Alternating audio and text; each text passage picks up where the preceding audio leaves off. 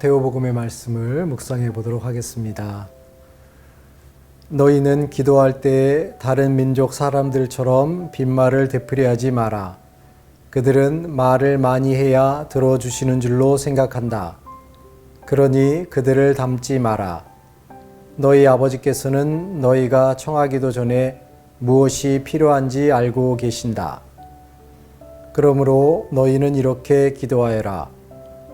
하늘에 계신 저희 아버지, 아버지의 이름을 거룩히 드러내시며 아버지의 나라가 오게 하시며 아버지의 뜻이 하늘에서와 같이 땅에서도 이루어지게 하소서.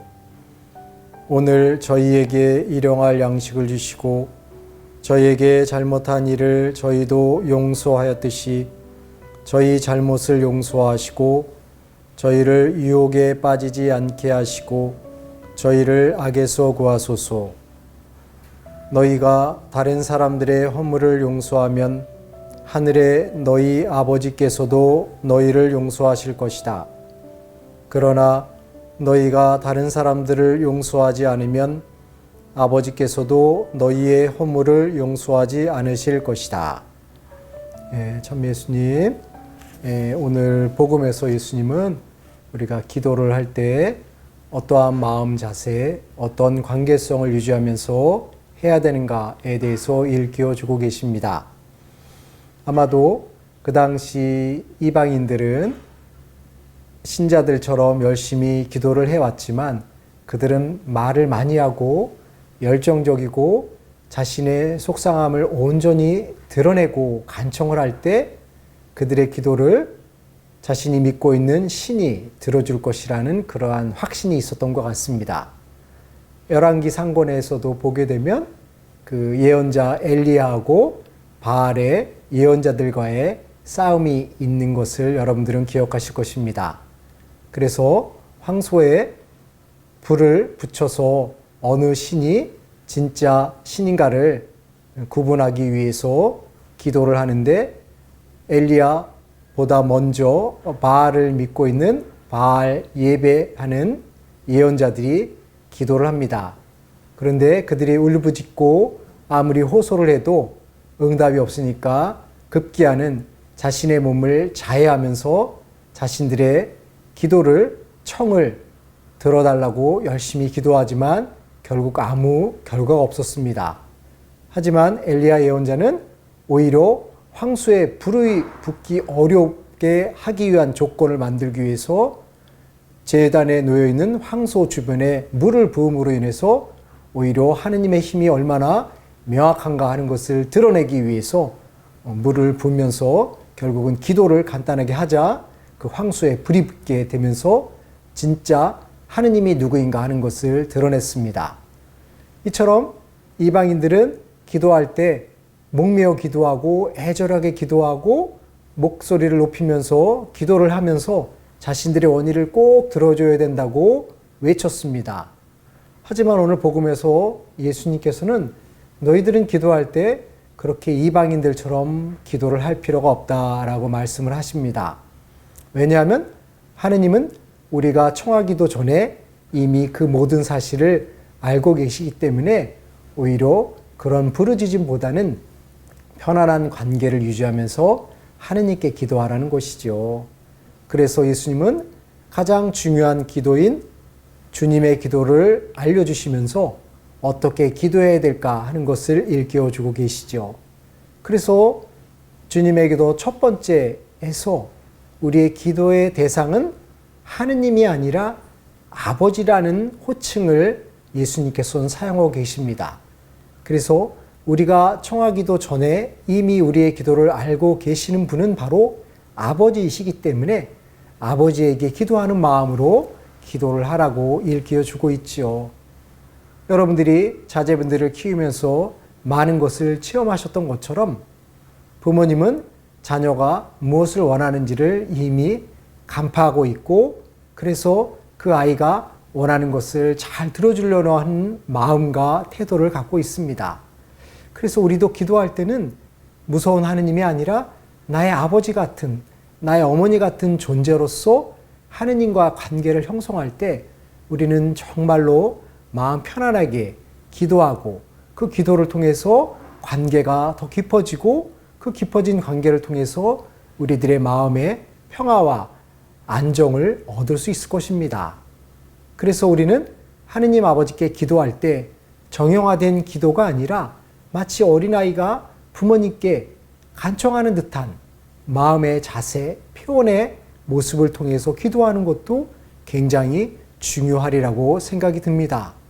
그래서 거창하게 포장을 해서 자신의 진정한 속마음이 드러나지 않게 하기 위해서 기도를 하는 것이 아니라 진정 자신의 온전한 마음, 자신이 원하는 것들을 진솔하게 표현하는 관계를 형성하는 것도 중요하리라고 생각이 듭니다. 그래서 기도할 때 하느님 제가 이것이 필요합니다. 아니면 하느님 제가 요즘 너무 힘들어요. 제 마음에 평화를 주십시오. 위안을 주십시오. 또는 요즘 저는 너무 행복합니다. 하느님이 계셔서 저는 너무 기분이 좋아요. 하느님 사랑합니다. 하느님 덕분입니다. 이렇게 어린아이 같은 순수한 마음으로 진솔하게 자신의 마음을 드러내고 고백할 때 우리는 그 기도를 통해서 하느님과 더 깊은 관계가 형성될 수 있으리라고 생각이 듭니다. 기도를 한다는 것은 꼭 자신이 필요한 것만을 얻기 위한 목적으로 기도를 하는 것이 아니라 우리는 그 기도를 통해서 하느님과의 깊은 관계가 유대감이 견고해질 수 있고 끈끈해질 수 있다는 사실을 생각할 때 우리에게 있어서 기도가 얼마나 중요한 요소인가 하는 것을 발견할 수 있지요. 그래서 우리가 부모님과 매일매일 관계를 맺고 소통을 하고 대화를 하는 것처럼 하느님 역시 우리의 아버지라는 사실을 상기하고 우리의 아버지라는 사실을 명확하게 인식할 때 우리는 편안한 마음으로 기도를 자주 하루에도 여러 번 할 수 있을 것입니다. 기도를 할 때 하느님과 나와의 관계를 경직되고 딱딱한 관계로 형성하는 것이 아니라 우리가 아버지를 또는 어머니를 부를 때 어머니 이것 좀 도와주세요.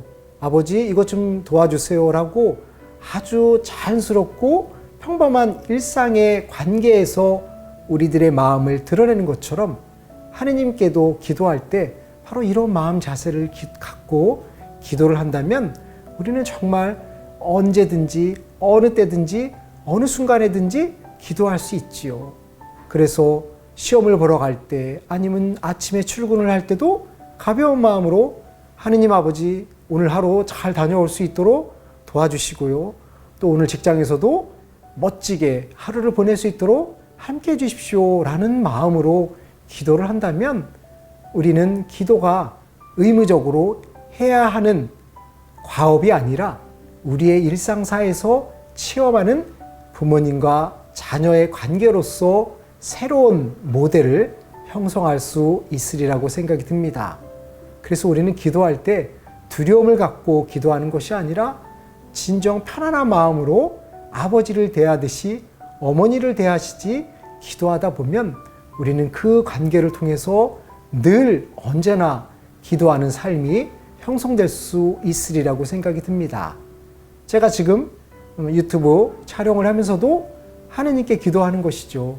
하느님, 오늘 제 유튜브 영상 볼 사람들이 저를 통해서 하느님을 알고 또 하느님을 통해서 행복해질 수 있으면 좋겠습니다. 또는 오늘 유튜브를 보는 사람들이 조금 힘든 게 있더라도 그들의 마음을 편안하게 해주십시오. 용기를 주십시오. 그들에게 희망을 주십시오. 라는 마음으로 기도를 하고 또 여러분들을 만나고 있습니다. 그러므로 우리는 기도할 때 정말 하늘에 계신 우리 아버지가 지상에 계신 나의 아버지라는 사실을 믿고 친밀도를 깊게 하고 형성하면서 정말 어머니, 아버지라고 부르는 것처럼 하느님, 아버지라고 가벼운 마음으로 기도를 할 수 있으면 좋겠습니다. 이러한 기도가 형성될 때 우리는 늘 주님과 함께 만나는 주님과 인생을 걸어가는 삶을 살아갈 수 있으리라고 생각이 듭니다. 감사합니다.